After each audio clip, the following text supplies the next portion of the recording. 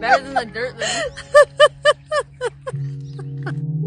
Yep, that's me. That is me eating a wild corn dog. Now, I know how stupid that sounds. I know how ridiculous that sounds. I know how preposterous that sounds. But trust me, it was awful. It wasn't the worst thing I've ever had. 5 out of 20 stars. You know. If Gordon Ramsay were to eat that, he'd say it was dog shit.